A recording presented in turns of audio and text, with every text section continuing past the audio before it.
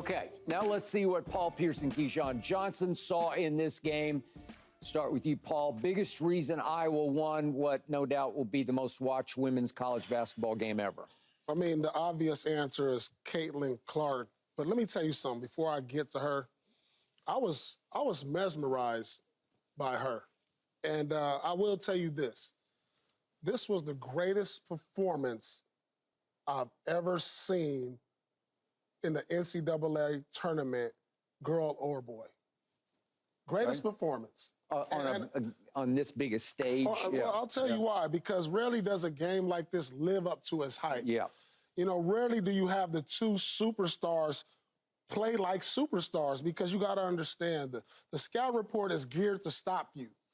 You know, all the hype coming into this is going to be people who've never watched a girls' basketball game watched. That is a lot of people correct. watched for the first time yesterday and saw the potential in a girl who's been in the spotlight all year long live up and even to me surpass what I expected from her yesterday. Did I expect her to get like 25, 26, you know, around 8 or 9 assists? But when you go out there with the scouting report geared to stop you in the biggest game of your life that wasn't a championship game and perform like this, Skip, Coach said it after, generational player. This is Steph Curry's influence. Now, I've never compared a female basketball player to an NBA player. You know, most of your comparables are to other female players. You know, you got Lisa Leslie and which one? Tina, you know, Candace Parker and Tina, you know, Cheryl Shanika Holtzclaw. They all comparable. Yeah. Cheryl Miller. Cheryl Miller, they're all comparable. But my only comparable to her is Steph Curry. That's true. And I'm like, I've never seen anything like it. So hats off to this game, to the players that performed in it. Angel Reese was spectacular, 17 and 20. Really did her thing. But like I said, these type of games never live up to the hype. They don't. This surpassed what I expected yesterday. She did everything I expected her to do if they were going to win the game, which is, she shot, she shot 20, she shot 23s, which I expected her to. But I also expected her to penetrate and drive to the hoop, dish and do all those 12 assists in the game.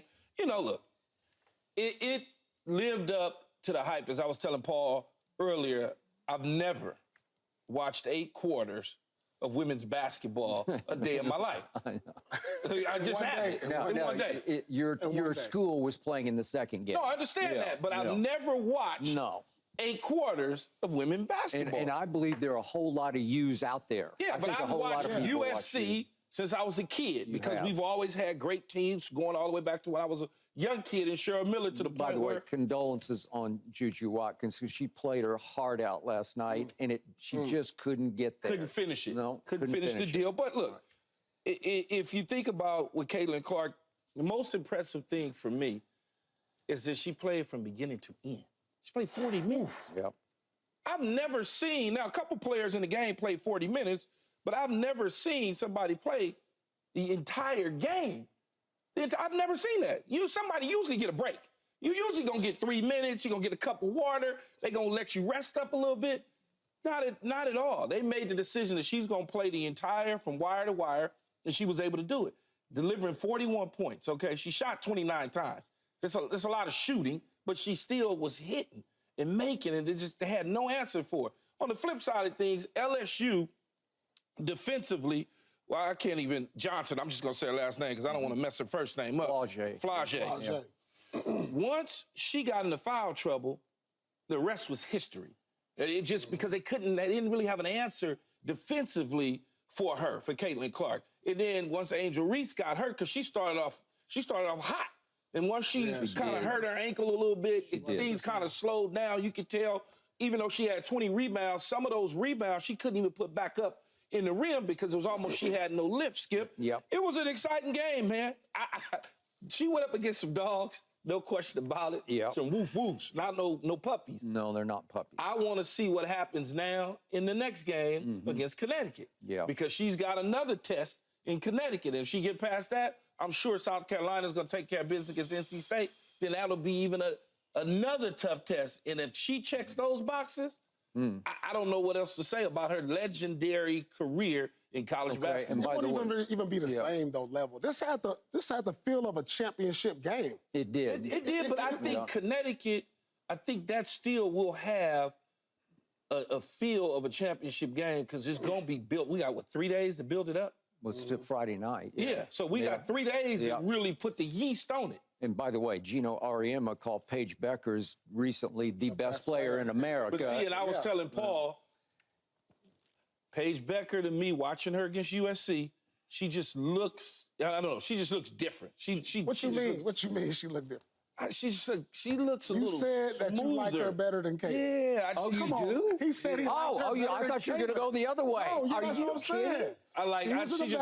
Could she beat your school? No, just because I just like the way she just looks smoother to me. He said that she was better. Yeah, I think she had a monster game. I just think she said she was better. Hey, I just think, Keyshawn, to me, she's a better player. But I may be wrong. I may be wrong. He got basketball eyes. Man, Caitlin was out there diamond. I know all of that, Paul, but I just think for me, she just looked, I don't know, man. She just looked better. Well, Gino tried to walk back his comments after the game saying, I don't know who said that recently. You know, yeah, okay, we'll see about that because I think Caitlin's going to have something for Paige on Friday night. And that may be the case. They played when they were freshmen. We're going back 3 years ago in the Sweet 16, and UConn had a much better team, won 92-72. But Caitlin slightly outplayed her. And I may have fell in love with her personality because she just got a. I'm saying, what from the eye test told you that yesterday? Man,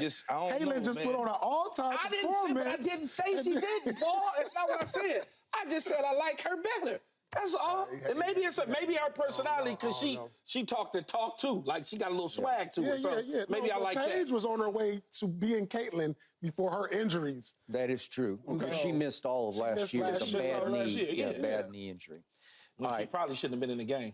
I'm going to start with a point that Paul made, but I'm going to reemphasize the fact that Angel Reese does deserve a little bit of a pass for last night because I think she turned her ankle pretty badly when Caitlin went up into her and sort of they hit midair and she stumbled under the upright and fell through the photographers. And I think she turned an ankle that she'd already turned the SEC tournament. And the coach didn't even look. Yeah, that is a fact. So I look at what she had done up to that point. At that moment when she turned her ankle, LSU was up 34-30 and she had made 5 out of 7 shots and looked like she was just going to play volleyball all night at the rim, tipping it to herself. After that, after she came back from that, she went 2 for 14, and in the second half, she went 1 of 10. Okay, you can't tell me it didn't hamper her a little bit, as you said. You can tell. She couldn't spring. She didn't have her lift. Okay, so that was a big factor. But I'm going to take nothing away from Caitlin. Yet, here was my first issue with LSU. We all picked LSU, so I was kind of rooting for LSU just because I root for my own pick. I was astounded by the strategy that Kim Mulkey did not use against Caitlin Clark. Because she just said, right out of the box, we're going to play you straight up. I'm going to put Haley Van Lith on you, my point guard on you. And Haley Van Lith she's about 5'7", and Caitlin's a real full 6 feet tall, okay? So she's given away 3 inches. That's why Flau'jae Johnson would have been a better matchup, I thought, because she's a little quicker and just a little sort of nastier, if you will. She's got more fight in her. Okay, so this is just me. If I'm playing Caitlin Clark and I'm Kim Mulkey, I'm going to swallow some of my pride because her pride was saying, we're LSU and you're not. You know, we're the defending national champs. We're not going to kneel down to you. We're not going to trick up our defense. We're not going to play junk defense against you. I'm coming out. I don't care. It's Caitlin freaking Clark. And I've seen enough to know I am going to take the ball out of her hands from jump. As soon as she crosses half court, I'm going to hit her with the second defender, and I'm going to make her give up the basketball because you can't tell me the rest can beat you. They all played very well last night, and that Kate Martin's shot, I didn't think she was that good. She had a good game. She made in the fourth quarter, she made a baseline fall-away jump shot, and I said, my God, where did that come from? And so she had 21. Okay, so I give you that. But if you just say, like NBA teams say, I'm just taking the ball out of your hands. I'm going to double you so hard at half court, you can't do that to us. Because if you let her go one-on-one, remember, she's not a catch-and-shoot three-point shooter. She's a creator. She's going to shoot it off the dribble, going left or right. She's going to get her three-point shot. And if she gets in any kind of groove or catches a heater, as she did, because she made her first one last night, and then she made her first one in the second half.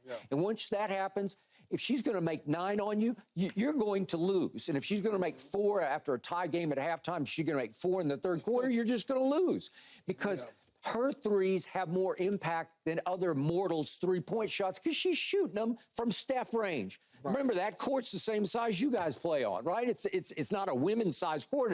It's a big court. She's shooting logo threes just like Steph does, and when she makes them, it just brings the house down. You know, the Iowa people go berserk because we've never seen this. Emotionally demoralizing. It's demoralizing because, Keyshawn, you got to give her this. She's the greatest female distance shooter we've ever seen. Nobody's ever done this. No. I'm talking about just distance. I'm giving her everything. I just like the way the other girl looked to me. That's all. I understand. But I was just shocked that Kim just said, no, we'll just play you straight up because we're the defending champions, right? You're going to be in trouble because if she smells a little blood, she's going to take it, and she smelled it from the start, and here we went. And to me, when I look at the three-point shooting, if she's going to make 9 and your 2 best three-point shooters are Flaugier, who went 1 of 6, and Van Lith, who had a rough game, she went 1 of 6. Okay, if you're going to do that, you're going to lose. So that shocked me from the start. It's not the way I would play her. Would you just do? Well, they started off going under the pick and roll. They did. They started going underneath it. And then the second half, they went over the pick and roll, but the person who was set to pick the defender was back off. And so I didn't understand either coverage.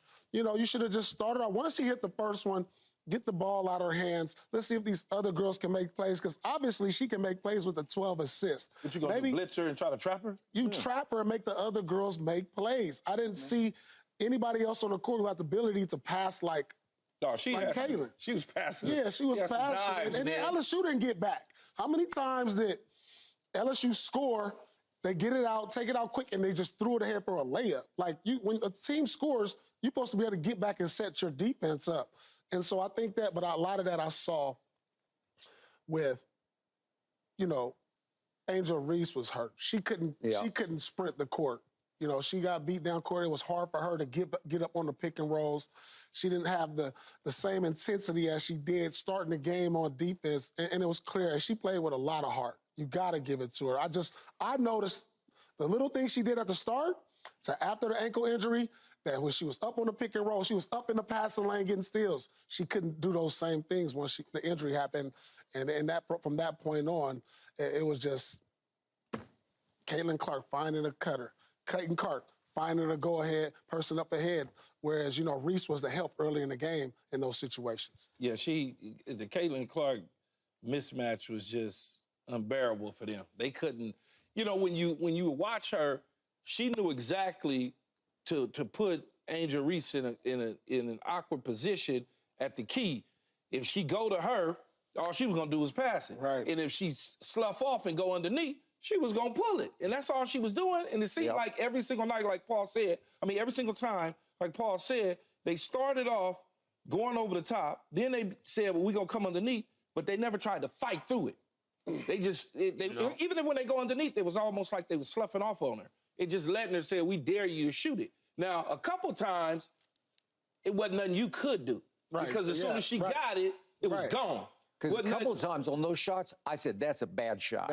I just said, that's a bad idea. And it went in. Because it looked far. It was Steph Curry-ish. I mean, I thought I saw the female Steph Curry last night. And to her credit, we probably witnessed the greatest female college player to ever lace them up. I mean, when you look at it statistically, and don't let her win a national championship, then what are we going to be saying? Well, that's what I just said. I think that's going to stamp, that may stamp it. If she wins the championship, that can stamp her as the greatest. She's probably, and I don't know, Paul, you've watched way more college basketball and you played in it than me, but from my eyes and watching it and being around it, it seems like men or women, she's the best deadliest shooter that's ever come to the college game. That's what it feels that way. She is. She's broken every record. She's broken first. Every record. We saw history last night. We've seen history all throughout her run this year. She's arguably the greatest college player. You guys mentioned a bunch, and we could argue all day and all night about Cheryl Miller and Cheryl Swoops and all the UConn players, Taurasi and and Tennessee players, Kelsey Plum, and we could just keep going on. Candace Parker and Lobo and Taurasi. We could just keep going and going and going.